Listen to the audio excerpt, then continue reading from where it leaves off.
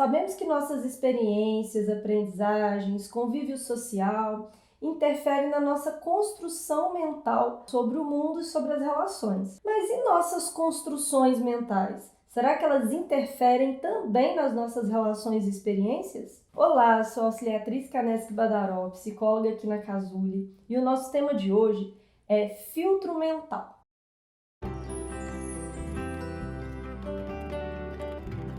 O que significa isso? No modelo cognitivo comportamental, nós entendemos que ao longo de nossa vida, nós vamos construindo a nossa percepção, né? Todas as informações que organizamos sobre o mundo, sobre os outros, sobre nós mesmos e a forma como interagimos com o nosso meio, vai formar uma base que vai mediar e direcionar o nosso comportamento, né? As nossas relações mesmo com esse contexto, com esse meio, a partir dessas percepções construídas. Para isso, a gente pode entender que a gente cria um mapeamento, né? Um mapa em que a gente organiza essas informações e esse mapa nos auxilia na construção de sentido, né? Para essas informações, para essas vivências. Dando um exemplo bem simples, podemos imaginar a primeira vez que você visita uma cidade. Você não sabe exatamente onde ficam as ruas, onde ficam as praças. E à medida que você vai explorando aquele ambiente, você vai construindo uma representação, você vai construindo uma ideia, né, onde você vai encaixando todas essas informações novas.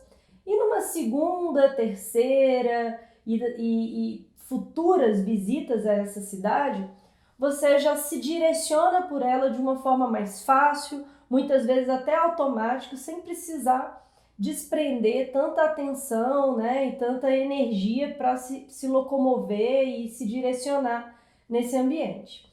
Se a gente pensar que a nossa visão de mundo, de relações, né, e até mesmo a nossa avaliação sobre nós mesmos passa por um processo similar, então podemos entender que estamos constantemente organizando informações, alterando informações, encaixando novas informações que essa interação com o mundo nos oferece. Esse mapeamento, né, sobre nós, o mundo, vai direcionar novos comportamentos. Então podemos entender que existem dois processos envolvidos nisso.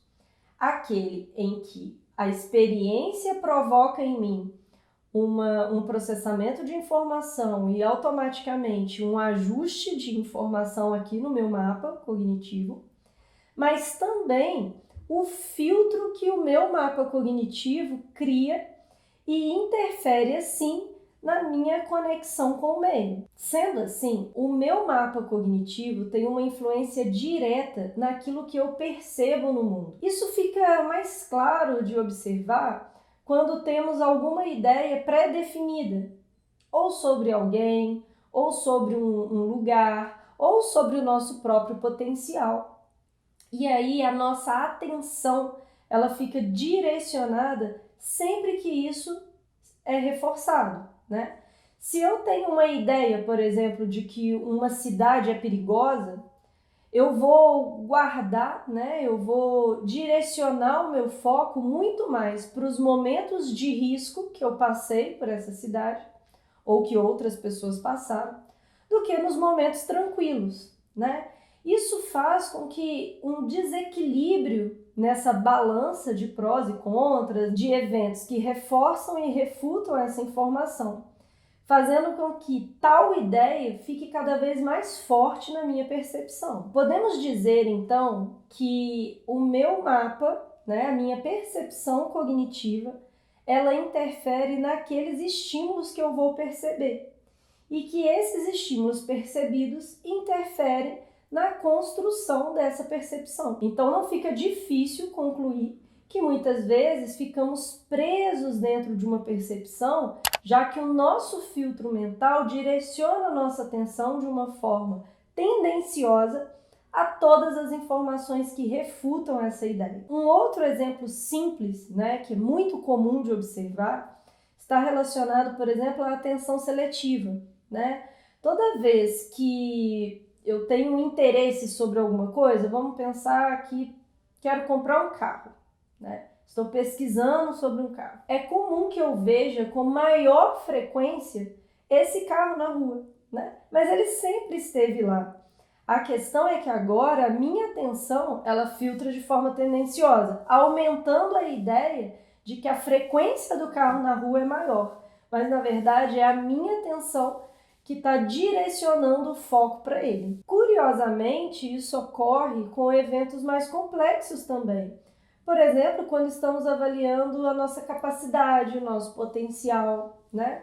Se a gente se ao longo da nossa vida a gente constrói uma ideia de que somos incapazes ou temos baixa eficácia diante de determinada tarefa dentro dessa construção mental, a gente pode começar a dar um foco maior para as vezes que não conseguimos fazer, né? Ou que fracassamos.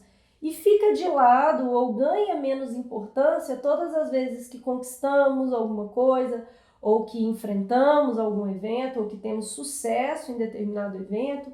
E aí essa ideia de incapacidade ou de menos valor diante dos eventos tende a se reforçar ao longo do tempo. O mesmo mecanismo pode ser observado quando avaliamos relações, quando avaliamos habilidades, quando avaliamos o futuro e até mesmo na avaliação dos outros. Mas se isso é um mecanismo natural, né, do nosso processamento de informação, de que maneira isso pode ser positivo? Esse processo tem o intuito de nos preparar para lidar com esses eventos ao longo da nossa história, de forma que a gente possa desprender menos energia, para que a gente possa ter respostas mais imediatas, rápidas, né? Que a gente consiga mediar essa interação com o meio de uma forma mais eficaz, através de toda essa aprendizagem e essa construção que vamos moldando aí dentro das nossas percepções. Mas para que isso se torne adaptativo e funcional,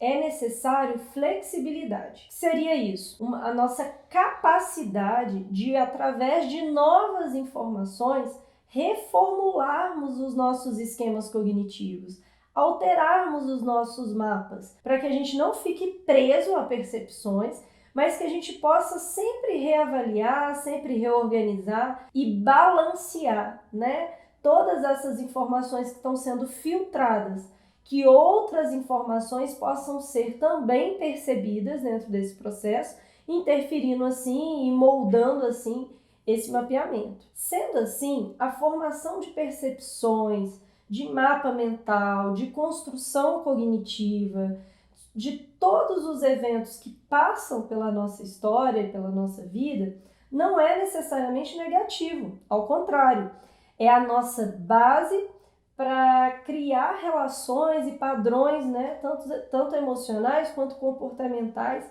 e direcionar assim o nosso comportamento. O que faz com que isso se torne prejudicial ou que isso possa trazer algum erro, alguma falha perceptiva e automaticamente conduzir os nossos comportamentos a padrões que às vezes a gente não gostaria de ter, é a rigidez que isso pode ter e a dificuldade de reformular, de reorganizar, né, de rever essas percepções. Todas as informações que possuem uma carga afetiva maior ou que são reforçadas, né, seja nas nossas relações de grupo, de família, né, ou até mesmo profissionais, tendem a se perpetuarem mais, né, tendem a ganhar essa força e assim fica mais difícil reavaliá-las, né, e até mesmo perceber se estão distorcidas. Quando esse padrão começa a provocar algum incômodo, seja algum sofrimento ou algum prejuízo, às vezes o processo de terapia pode ser um auxílio muito importante. Bom, meu intuito nesse vídeo foi apresentar alguns conceitos, né, envolvendo aí os filtros mentais e mostrar como que esse mecanismo, apesar de natural e próprio do nosso funcionamento psicológico, pode às vezes nos prender, né, em percepções que vão dificultar o questionamento e a ampliação dessa visão frente a novos eventos e novas experiências. Espero ter contribuído e até o próximo.